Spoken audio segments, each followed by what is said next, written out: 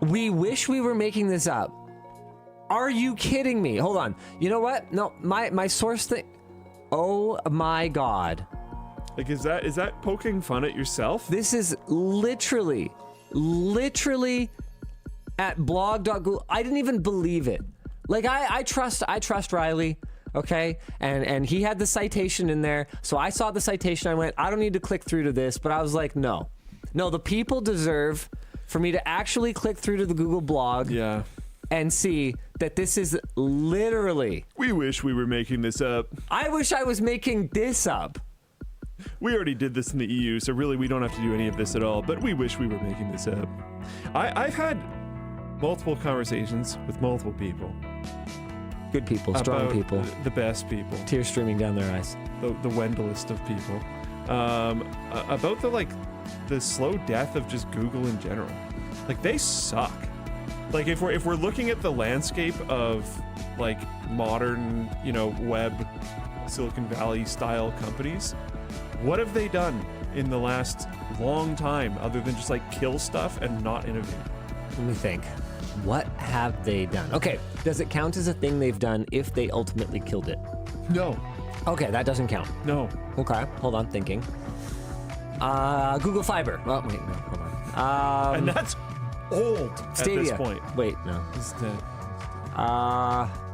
Okay, hold on. There's got to be something. Apparently, the EU has had the choice screen on Android since 2019.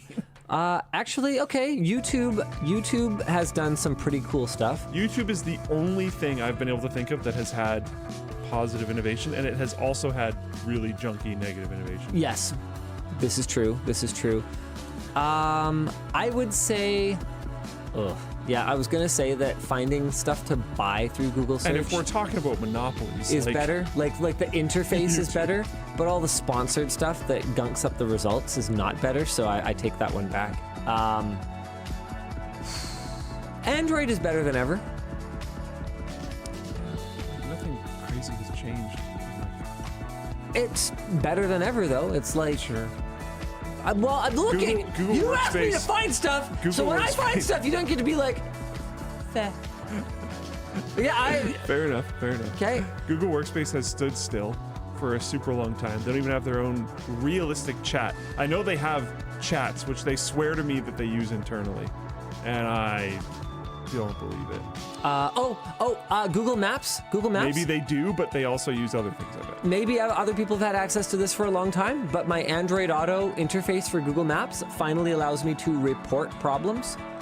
Like if I see police, I can report it in Google Maps. I mean, they acquired Waze, 10 years ago? So it's understandable. It took them a little while to port that functionality over. Someone says they've had that in Maps for a long time. I don't know, man. It did not show up into my interface until like a couple weeks ago, which was the reason that I exclusively use Waze, even though Waze's search is terrible. Like my own badminton center doesn't show up in Waze search. And I don't know why, because it's on Google Maps. Yeah. So like they're literally owned by the same company. I thought that's the point of being a monopoly. Like the actual point. But anyway, on basically everything, they've stood still. They have some people in the company that are obviously still doing good work. Like they have their AI researchers wrote the white paper on like what is breaking the world right now. But then they have like one of the worst ones in Gemini because they didn't capitalize on it, because they don't seem to be able to do anything. And the reason why I got onto this topic is because of we wish we were making this up. Almost feels like they're pointing at themselves, because the design of those choice screens would have to be approved by the technical committee. That part is like, okay. yeah, because we can't trust you to do it on your own. Based obviously. on your own website and documentation, you already did it. So like, what are you talking about? Yeah, that looks fine. Yeah, it does. It looks completely fine. And they literally already did it. Yeah, that looks fine. So like, let's just do that. What are you talking about? Make things again. Like, Google was such a sick company. I really liked Google. I really like Google Workspace. I can't tell what's different in Google Workspace. I can tell you cool 8 stuff. years ago. I can tell you cool stuff they've done. Okay. They have those like hardware decoding cards for video. Hardware video decoding cards. Those are cool. When did they make those? I don't know, like a while ago, but they like are like working on them and stuff. Yeah. Okay. So they That's not really for users though. We get the result of it. yeah. Look, I have said before, and I maintain that YouTube is one of the wonders of the world. It is. Like I think if we didn't have YouTube anymore, we would look back on the time that we had YouTube, and we would go, The internet would be different. good Lord, like the knowledge, The library the of sharing of Alexandria human was burned experience. down. I really do feel it would be a loss. Yeah. Maybe not quite on that level, because of how little sort of written knowledge there was in the world at that time, right? But I think that given even more time and given even more buildup of collective knowledge and I think we're already experience, there, but I think you could make the argument. I just didn't want to make such a strong statement. But no, I think it would be like that, losing something of that magnitude at this time. one of the big things with YouTube is when you'll find videos on there that are like from 13 years ago, and it's like Potato. but it's when people were archiving footage from like pre-internet era. Yeah. So it's not only is it from 13 years ago, it's actually from way before that. Yep. And there's literally nowhere else to access it because on YouTube, any Yahoo, it's kind of a joke because That's pretty good. yeah, can upload anything they want, and it just is there and is just documented. That is. I'm not going to call it a public service because they're clearly a for-profit company, and they profit from it with your data and your attention to ads and your premium subscriptions and all of those things. But to lose it would be catastrophic, I think, at this point. Yeah, but yeah, when's the last time they launched a Gmail? Like when they launched Gmail, they launched it on April Fools almost as like a joke, and then just took over the world. Like they don't do stuff like that anymore. Google Workspace, again, hasn't moved at all. Gemini, I'd say. yeah, someone's phone is. Oh, sorry, that's me. Gemini I'd say Docs is notably behind. is Docs is noticeably hasn't better than moved it used to at be. all, though. As someone who uses it every day, it's a lot better than it was 5 years ago. I'll tell you that. It's definitely better. What's changed? In the last 5 years specifically, I don't know, but just the interface is just always like getting a little better. It's always getting a little better. Okay. There's still things that's that are probably one of those things where I can't imagine it, but if I saw a version from Yeah. 5 years ago, it's probably changed subtly over time. still things that are super obnoxious. Like once a document is pressing return is 2 spaces, it's like damn near impossible to get it to stop doing that for some reason. Like you can go in, you can tell it single spacing, you can tell it whatever you want. But if you like paste something in that has that inherent formatting in it already, for some reason, it just like breaks it forever as far as I can tell. I'm sure there is a way around it, but it is not intuitive to a Word user. A long-time Word user. Someone in full page chat, Tim, said, "Come on, you know more than anyone that small backend changes are so huge, and you don't realize them unless you look at them side by side." Well, I know that. But this is from a consumer standpoint. Yeah, Give me something as a consumer. Backend changes smooth out your infrastructure and make managing it easier. And they might even improve responsiveness here and there. But for the most part, every time that I've seen Google tell me that a backend change is supposed to make my user experience better, it has made it literally worse. I'm sure it happens a bunch of times without them really communicating to you. This is totally a thing. It's super annoying being on a team when you have to work on stuff that users. The most don't notice. egregious example of this is the analytics dashboard, which used to be extremely snappy, except for the occasional time that it wasn't. And now, of course it's behaving well right now. Yeah. Now it is, for the most part, a piece of garbage. It's actually doing really well right now. But I could talk for a long time about how much I hate the new analytics dashboard. And it's not even new. It's like 7 years old at this point, but I can't stand it. I can't think of anything new that I use from Google. And most of the old things that I use from Google are becoming harder and harder to justify over time due to price increases from, getting my YouTube music from my premium subscription that just went up by 60% because they're trying to shoehorn in AI features that are really expensive. Dude. So they're cranking the price up. Just give me Google Play Music back. Yeah. It was actually better. Like the thing that the one feature I cared about, the reason that I spent a bunch of money on Sonos speakers, and the reason that I got a Google Play Music subscription was because from my music app, I could just click cast, like just the cast button, like the Chromecast cast button. Yeah, I could just click the cast button and then pick my speakers, and the integration was perfect and flawless, and I never had to touch that piece of shit Sonos app. And now that it's like so bad that like their CEO had to apologize, I feel so validated in that sort of that decision I made to completely avoid it. Also, oh my God, I don't know when this happened, but again, back to Android Auto for a second here. Yeah. I can't search in my YouTube Music app. Like I have to, like I can voice search, not in the app. Like I can be like, I don't know, play Justin Bieber or whatever, right? Like I can do that. But if I'm like using the interface, there's no search, and the browse is super hamstrung. And what's really wild is there's no start radio button in it anymore. And that is literally like how I use my music app. Is like I find a song that I'm kind of in the mood for, and then I click start radio. Yeah. Because I kind of want to listen to stuff like that for a bit. That type of song, yeah. And that start radio button is no longer there in the player for me. And I see a lot of people when I was talking about maps saying like, oh yeah, mine has this, mine has that. It's all over the place though. The fact that I'm not saying you don't have it, and you guys might even have a start radio button. I have no idea, but I don't, and it is very annoying. Very annoying. Okay, no one's actually disagreeing with this one. So I guess it's apparently still bad. But yeah, just bury the hatchet with Sonos and just make it work again, please. Please. Yeah. I don't know. I just I've heard a lot of stuff about how, and who knows what's true and what isn't true, but I've heard a lot of stuff about how things work inside of Google. Apparently, the best way to get promoted for a long time was to like champion a project to launch. Yeah. But then you would just get promoted after it launched. So that project would like lose its leader, stagnate, and then get closed down.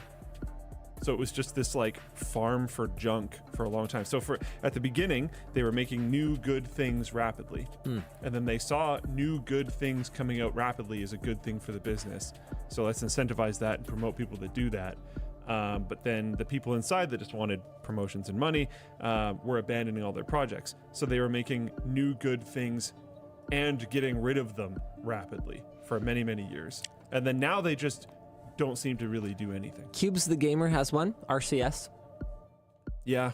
And that wasn't just a matter of like developing it. That was like launching and maintaining for an extended period of time an extremely ultimately effective campaign to get attention from regulators and I was saying a big part of that was the lobbying almost more than anything else. I think RCS is a good example. It's crazy to me that there is this few examples for a company of 200,000 people. This is true. This is fair. Google Meet is pretty good these days. I'm just saying, look, barely matters when people are actively moving away from Google Workspace, because if you want to be on Workspace and you want an actually good chat client, you're using Workspace and Slack, and Workspace and Slack as a combination is quite expensive. In my opinion, Slack is significantly better than Teams. Workspace itself, though, has stagnated so hard that Office 365 seems to have mostly caught up to them.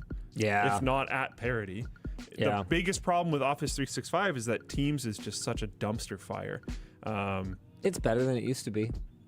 It's still so bad. I have fewer stability issues. You can't schedule messages to, yes, you can. To group chats that have not existed before. Yeah, I know. Why?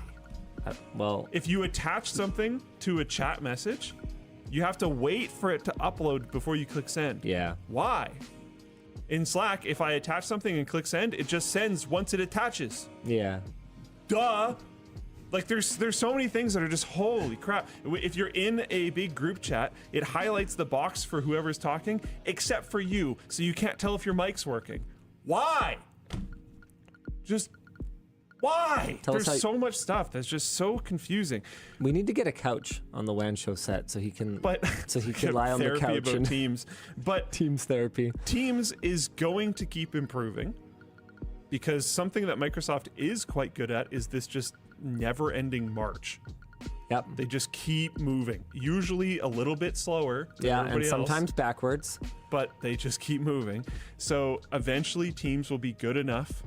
You know, there's only so much you can do with a chat client. You're seeing the type of innovation that Slack has been bringing lately, and it's like, I think we're at feature parity with MSN Messenger now, so the only way to go is upward from here. We're getting there. But it's going to be really hard for IT teams to justify the cost of having an expensive Google Workspace subscription, especially when they're trying to not give you discounts anymore unless you also buy Gemini, which nobody wants, and then also a very premium, very expensive Slack subscription when you could get all of that under a 365 license or a Lark license or something like that at a massively decreased price with more features.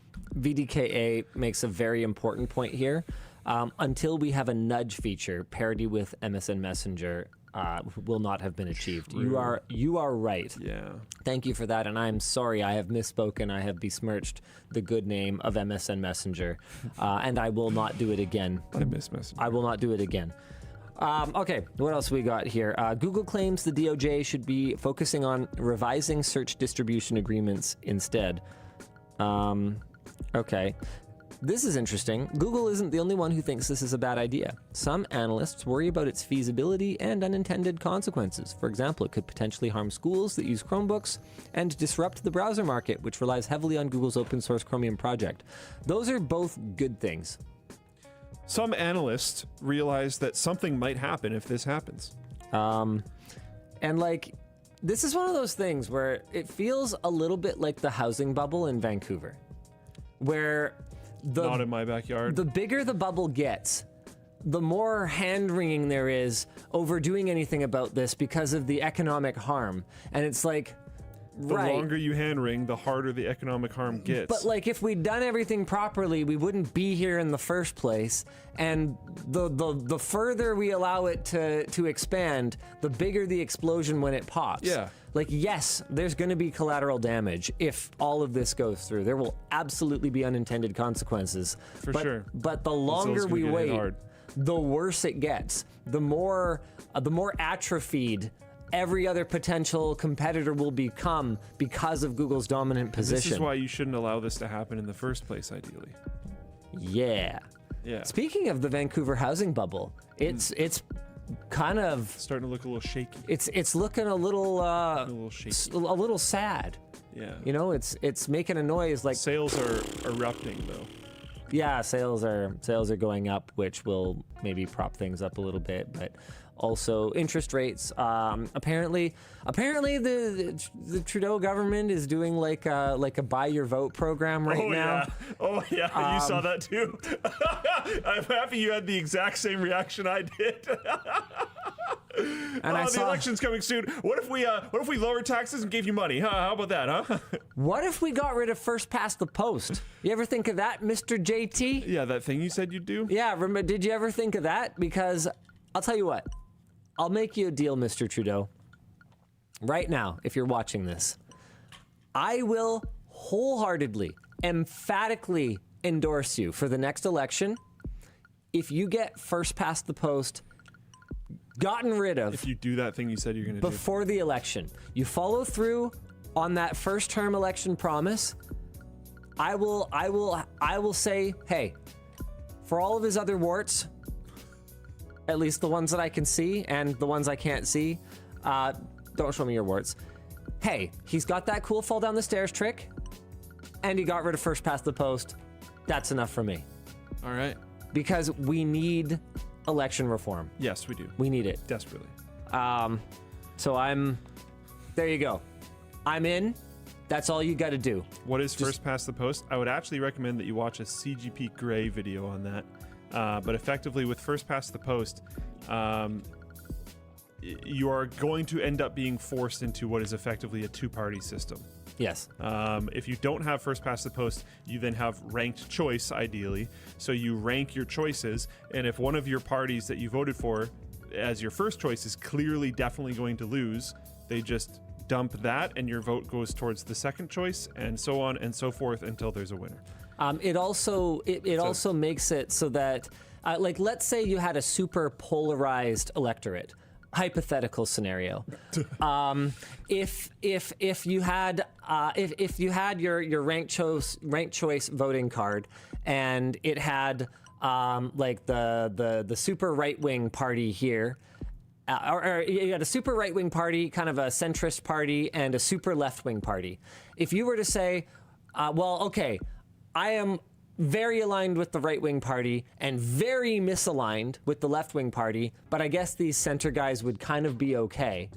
And if everybody basically did that, but like flip-flopped, that center party would actually have some representation in the formed government. Yeah. Because if everyone kind of agreed that these guys are okay, even though one of the other two hyper-polarized parties was their first choice, those centrist sort of mindsets would be much more represented, is pretty much what it would come down to. First past the post drives people to extremes because it ends up making, in my opinion, most people vote on an anything but them type basis instead of for what they actually want. And ranked choice voting allows you to vote for what you actually want, which is like enormously massive difference. Yeah, or more like it allows you to specify what would be completely unacceptable and what would be more acceptable and what would be preferred, and then you can account for that. It often results in something that's a little bit more average, not necessarily the best or better, but it'll help lean towards something that's a little bit more average instead of more extreme. I don't think there's any like voting system that involves everyone and is perfect. I don't think there's any voting system that's perfect, really. No. But first past the post is like definitely one of the worst. Yes. There are worse ones. Yeah, but it's one of the worst. But first past the post is really good for the incumbent. It's really good for those parties that currently hold all the power. So that's why it's really hard to get any kind of reform passed, because they are highly disincentivized to do it. It's really frustrating. Why is it called first past the post? Asks Shortcut. It's called first past the post because whoever passes the requisite number of votes to win that race just takes all the marbles. Instead of accounting for anything else. Digital B11 says Veritasium has a good video on voting systems, and that makes perfect sense. I'm sure Derek does. So why don't you guys go check that out? Yeah. Moving on. Did we finish the Google topic? Discussion question, Google blog post, source within Google has told Android Authority that Google's multi-year plan to migrate Chrome OS fully over to Android, which lines up with the Google blog post from June 2024, swapping parts of Chrome. Yeah, no, I think we're pretty much done. I think we've talked about this enough. Okay, so this is an announcement, but it's nothing to do with the store. OVH Cloud Summit 2024. Yeah. Why is it that Luke has a go bag with him right now? Not because the world has ended yet. But coming up on November 28th, Luke will be live at Paris, hosting this year's OVH Cloud Summit live event. Yes. There will be great discussions around cloud computing, AI, machine learning, and more, and it'll be hosted on their Twitch and X links, which we will have in the video description, where you guys can find out more. That is actually super cool. I said 15%. 15. Should genuinely actually be pretty fun. I've seen the lineup of people that I'll be interviewing. I'm actually genuinely. So are you like a media personality again, or like excited. What do you even? I guess. Who are you? I don't know. What exactly is it that you do? Not sure, to be honest. Okay, Just cool. Stuff. Yeah. Whatever comes up. prominent guy. They should just ask for that to be your little like tag. That would be pretty funny. Because no, like honestly though, I don't know. like I do this thing. Yeah, you're like you're a Renaissance man, podcaster, development team lead, Lab thing. yeah, bird enthusiast. I don't know. There's all kinds of like Infrastructure enjoyer. historically great lover of chicken. Chicken. Specifically chicken. He loves chicken. Yes. He just really loves it. Chicken's very effective. That's what he loves about it. Yeah. It's the most effective bird. Yep. 100% hit rate on chicken. Why'd the chicken cross the road? To get away from Luke. You have no idea how many chickens have sacrificed themselves for my mediocre physique. That's a stolen joke, but anyways. Yeah, All right. but I think it's actually going to be really fun. I'm excited for that. So Okay. Tune in. Cool. What else are we supposed to be talking about today? Dan, can you please get this show back on the rails? I've been trying. Are you done with the announcement? I don't know, am I? I'll read the doc for you then. Let's see. Yeah, that you are. looks about right. Yeah. Then let's do some merch messages. Okay. Merch messages. Hit me. Show us how it works, Dan. Sure. Let's see. Up here first is from Zachary. How much is Google to blame for people getting scammed? Facebook and Instagram don't have customer support, but if you Google it, a bunch of scam results appear. Should customer support be mandatory? So I think this is more of an issue with like Facebook not having customer It'd be support. an incredible amount of free products that would instantly cease to exist. Oh, man. Just to be clear. Yeah, so basically what you're saying is that Google is returning search results that are invalid and that are scams when people are trying to contact Facebook and Instagram support. Okay, so step number 1 is yes, a customer or help option of some sort should absolutely be mandatory for any business, and especially for someone that operates on the order that Facebook does. Like, if we can afford to have customer support, Facebook can afford to have customer support. So any free service has to have customer support? Well, dude, nothing's free. It's not free. So there's that. Facebook, you're absolutely paying for. You pay in your data. And if it wasn't profitable, they wouldn't be doing it. If that became a law, genuinely a lot of services would instantly shut down. If they had to have customer support? Yeah. Well, hold on a second, because I'm not saying every service. Like, if there's some like back-end project or something that we have implementation for on our website or something like that, I think if you are consumer facing, maybe I should call it consumer support then. If you are end user facing, give me an example of someone who shouldn't have to have end user support for their product. Straw poll. Straw poll. Is Straw poll even a company? I don't know. And like realistically, I pulled that off out of the top of my head. okay, hold on a second, you. Do they have support? Watch them have support. Well, hold on a second. What the devil You can is contact them. what They the have devil is pricing. Typeform, and why do they have straw poll? Straw poll. Easiest poll creator ever. That only okay. Well, apparently there's competition in the create a straw polls. quick poll space. Also, hold on a second. They have support. They totally have I support. just confirmed it on mine. Here, contact us. Yep. Support email. So They have a Okay. they have a pricing structure now though, so I wasn't aware. try again, sir. of that. I don't know. Give me an example of something that shouldn't have support. Everything should have support. Because how else are you going to get customer feedback? Literally. If we didn't have LTT store support, how would we ever improve? Yeah, but that's a store. That's like that's a very different situation. Okay, fine. Any If we didn't have if I floatplane knew support, how would we improve? Floatplane is a pay to access service. Everything is paid though. Everything's paid. You pay with your attention, looking at ads. You pay with your personal information. You pay with your credit card. You pay for everything. Everything's paid. So, there's no free lunch. Yeah. I can't think of examples right now. Small Linux distros. Linux support for Linux distros. I think there are Sure. some like support forums. Would that count? I think Would a that support is forum count? Stack Overflow. You know what? No, see, here's my problem.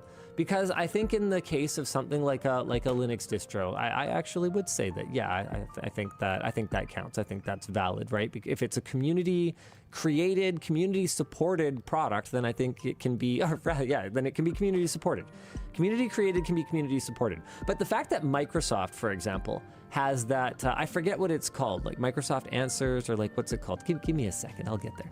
So the fact that Microsoft relies on community contributors to answer support inquiries for freaking Windows, Yeah, it's ridiculous. is actually comical. And actually very annoying, to be honest. Like, actually comical.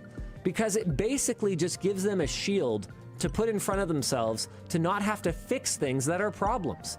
If they were actually accountable, if they had to pay billable hours to employees or contractors to sit and explain to people why freaking search doesn't work, if that was actually on their books, we might get a different response from them about it.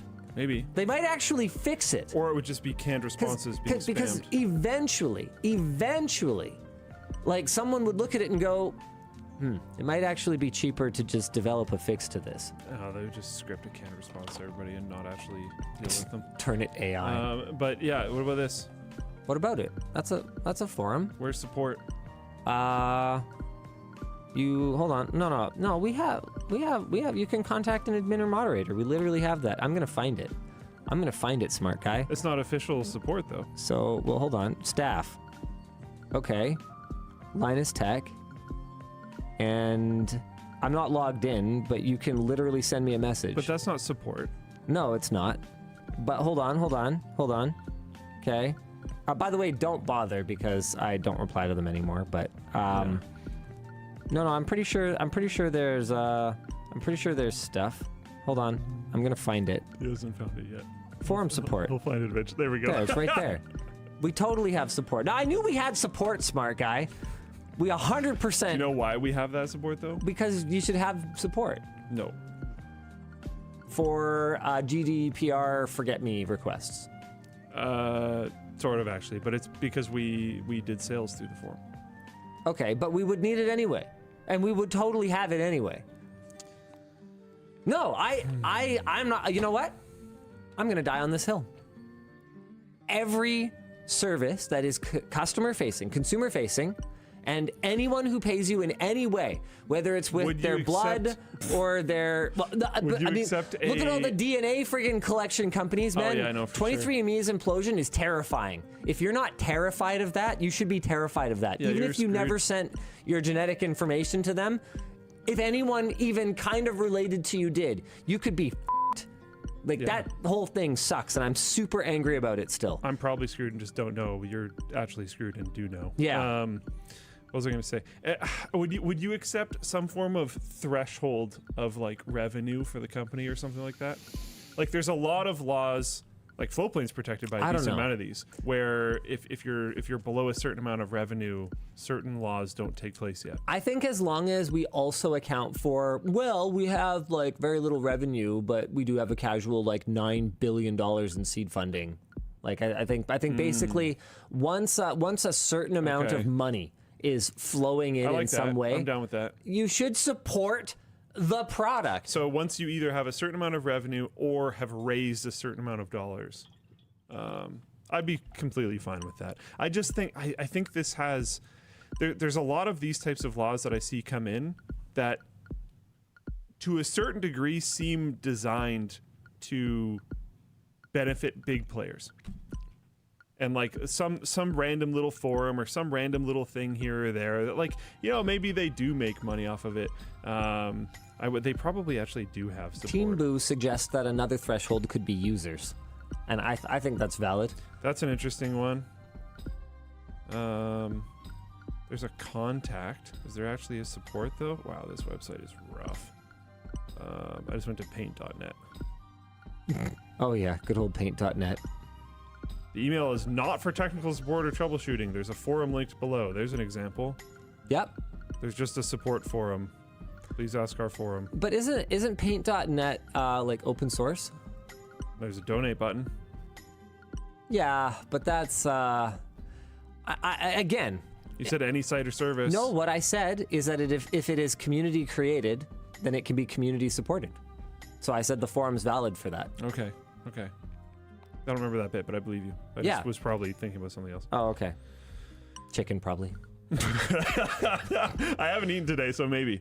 Yeah, I don't know. I think if there was some amount of, either a user count or a revenue count or Paint.net is total raised freeware. money. Freeware, not open source. Sorry.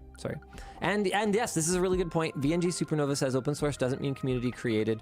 That's also very true. That is actually. very true. It often means limited amount of contributors because I don't know. Either there often isn't that many contributors, or it's people that just want credit for job applications. Hexdot says no chance with Elon as part of the next US administration. Doesn't Tesla not even have PR anymore? They don't have PR, but what they do have is customer support. They actually they do have support. If you are an individual end user, you can 100% contact Tesla about whatever issue you're having with your model, whatever.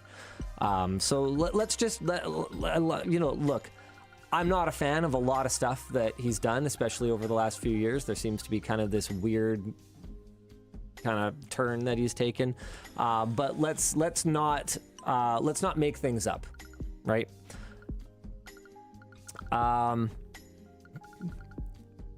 Migu says Elon is their PR department for better or for worse.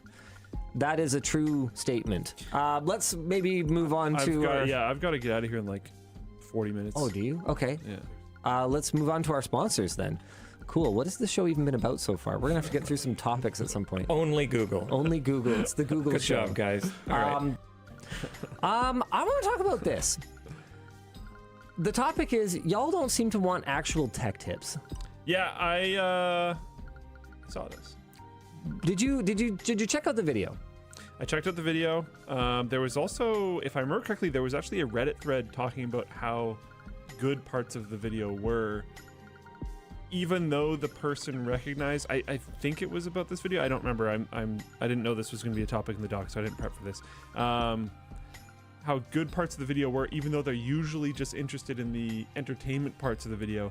They saw how it was like connected to real world things, and like, wow, this is really cool. And I was like, yeah. So we did a video this week that has changed titles a couple times because it's performing trying to make it work terribly. And basically it was me and Elijah, and I got to give some credit to Plouffe, who was actually the one who did the Facebook Marketplace dumpster diving before the project got passed to Elijah to get it across the finish line. But right now it's called I Built an Insane Surround Sound Setup for Under $250. And the original title focused on building an entire home theater for less than the price of the most popular soundbar. And I don't know if the Bose TV speaker is the most popular soundbar today, but it was the last time we did why is everybody buying this soundbar. It was the most popular soundbar on, I believe, Amazon was the platform that we were using for that series at that time. And the amount of criticism for this video / the extremely low performance of this video has been a little demoralizing for me, to be perfectly honest with you. I've seen a lot of people that are kind of dunking on it for being, another Facebook Marketplace video. I've seen a fair number of people dunking on it because we're comparing against a new soundbar instead of comparing against a secondhand soundbar, so they see it as kind of like an unfair fight. I've seen quite a few people say that, the odds of them being able to find the exact parts that we're using are basically zero. Therefore, this is not applicable to anybody. And I gotta say, guys, I don't know. I don't know how to deal. I don't know how to deal with that. And if the video was performing great, like if it was getting a ton of views, then it would be fine. But I guess what I'm trying to say is, like, I'm looking at this going, like, real tech tips might not be sustainable. Like, if people are, what did I do? What can I do differently?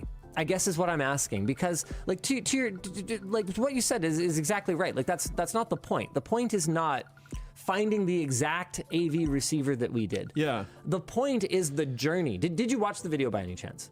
And it's fine if you didn't. It wasn't this one. I watched a different one.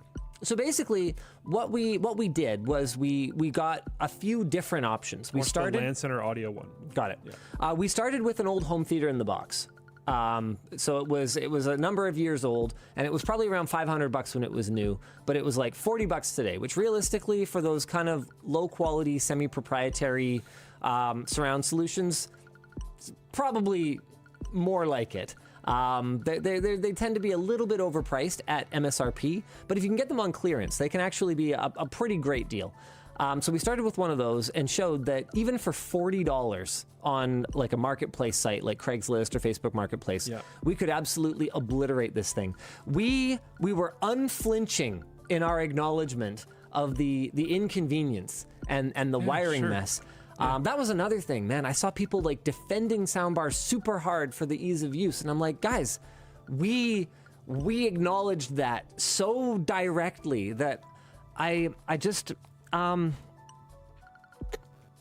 don't know how we can acknowledge it more. We stepped it up by upgrading our left and rights so that, you know, particularly for watching anything with music in it, which is like all content, we could get a bit better of a soundtrack experience. We upgraded our amplifier, or maybe we upgraded the amplifier before we changed the speed. Whatever. But we got a cheap AVR.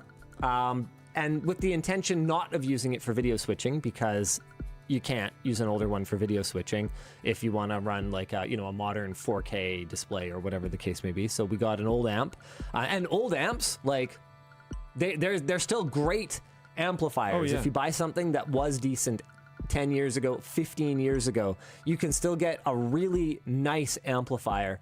And then you just don't run your video through it, which for most people is fine because your TV is probably going to have anywhere from 2 on the very, very low end to 4 inputs anyway. So you just run everything through there. And then we added a subwoofer. And then we added some cheap towers that we got. And the final configuration was probably around $240. Compared to the Bose TV speaker, which is $250. And our point was just, and there were so many tech tips along the way, I guess is what I'm trying to get to here. Sort of talking about speaker impedance best practices, talking about what you can do if you don't have eARC support on your receiver. So talking about optical connections and the good things about it and the limitations of it. And I think, honestly, past a certain view count, there just isn't really room for it. Maybe I'm being too doomer about this. I would like to think that I'm being too doomer about this, but I don't necessarily think I am. I think a pretty good example of this is maybe Michael Reeves. When you look at some of Michael Reeves' videos, if I remember correctly, his very early videos, he talked more about the programming that was involved and showed more of it. And these days, it's usually like a comical montage where sections of the code like fly past the screen. Like it's different. People don't actually care. I know there was like, if you think about old YouTube, there was a lot of videos that were like tutorials on how to do something. And then the people that were making the tutorials on how to do something videos realized that no one was actually doing it. They were just watching them for the content. So they tried to push entertainment. And it started leaving the actual tutorial space. There's some really good insight in Floatplane chat. Like some people are saying, yeah, I really liked it. To be clear, I mean, 900,000 plus people watched it. Yeah. And like the like-dislike ratio is fine. Like it's not like people are hating on it. I'm just trying to figure out how to make like someone here said, where's their comment? Maybe it was just not that great of a video. Can we just move on? Well, no. The point is like I'm trying to figure out how to make this more accessible because I want people to save money. Like that's why we do this. That's why we started doing this in the first place, right? Is bringing the people tech tips, and we want to do it in an entertaining way, but we want to like help. So I'm trying to like figure this out. Why does being critical of the content mean the video was bad? Well, okay, no. Hold on. There's some really good comments on it. So some people are saying in my area, marketplace, especially for this kind of stuff, is kind of terrible. I sometimes have to travel a couple hours for a deal on gaming computers. Yeah, well that's the thing. Like that's a thing here too. Yeah. And we acknowledge the time spent in it, and I think that like that mindset of like sort of bargain hunting is what we're trying to get across. So maybe that's something that we need to acknowledge more directly is like, hey, this has a cost in time. Like, do you think that's something that would help? Maybe. I don't know. Was that not explained? Bets and Bulls says, I found it a bit hard to get what the point of the video was. I felt like it was a little bit all over the place. So maybe it's something where we need a bit of a better summary, or we need a couple other comments like that. We need more like visuals to kind of drive it along. Bordaga, I think, probably has the best comment I've seen on it so far. I bet the same video would have blown up if you'd done 5 versus 50 versus $500 home theater speaker setup. And that is probably the best. Maybe we just should. Maybe we should revisit it and like keep that same stuff, get a $5 option. We've already got our $50 option. We upgrade our $250 option a little bit. We take it to $500. We get a $5,000 option, and then we like contact Clips or something, and we like borrow crazy. Yeah, we borrow like a $50,000 option, and then we do it again. Postman says, as an AV professional, I really enjoyed the video and the journey. I guess maybe that's the thing, is maybe the journey is too hard to follow along. Maybe like simplifying the format to like 5 versus 50 versus 500 is the way to go. I did see a fair amount of comments on like maybe there should have been a better explainer at the beginning because I didn't understand what the video was about. Telesco says, you called everyone out for making the worst choice. You made your audience butthurt. I am in this tweet and don't like it. That's probably a good point too. Like, so then is part of this that people are watching tech tips just to know their choice was validated, as opposed to... We've known that forever. That has been true. I can know something. Whole time. I can know something cognitively without fully. We legit talked about that. Being willing to accept it at NCIX. That makes me sad, though. Yeah, I know, but why aren't we allowed to say, "Hey, this thing that's super popular is not that great"? Like, man, do you remember when probably about like 9 years ago, ATH M50s, these garbage headphones, like popped off in popularity because of some like, I don't know, they got a lot of attention. Let's just say they got a lot of attention for a little while, and you and I were both kind of sitting there going like, what? Like, people buy these because they're disposable rubbish. Yeah. That's why they use them in the studio, not because they're good. What is happening right now? Yeah. And I do genuinely think if we had come out and made a video when that trend took off, that was like, the ATH M50s are not very good and people need to stop buying them, we probably would have just gotten destroyed. I think it's one of the two. You either are right after or are the turn of the tide, or you get slaughtered. One of the two. If you're the turn of the tide, then your video is going to explode. But if people aren't ready for it yet, so you're not the turn of the tide, then they'll just crap on you. Isaac V says, it was hard to follow. You scrambled a lot of parts and I didn't really get what was happening.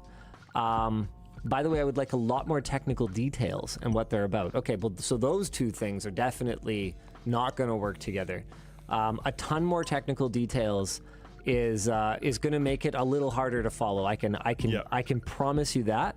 But I do agree that, kind of like in the last Scrapyard Wars, where we went back, we basically sent the edit back to the kitchen. You never saw the original edit.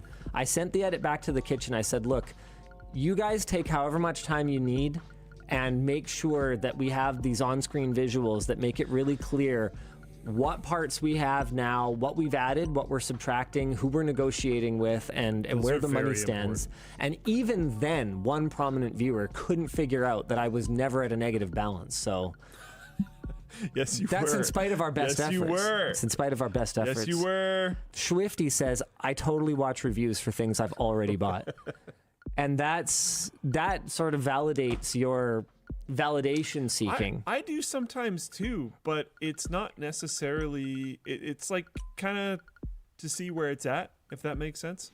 And there's products where, like, you know, I'll do some research on it. I'll buy it. I'll try it out. And I'm like, yeah, like it's working, but you know, it's not 100%. And then I'll see some new product comes out. It'll get compared against that new product, and then I'll be like, yeah, okay, I probably should have waited. This isn't great. Like I allow my opinion to be changed.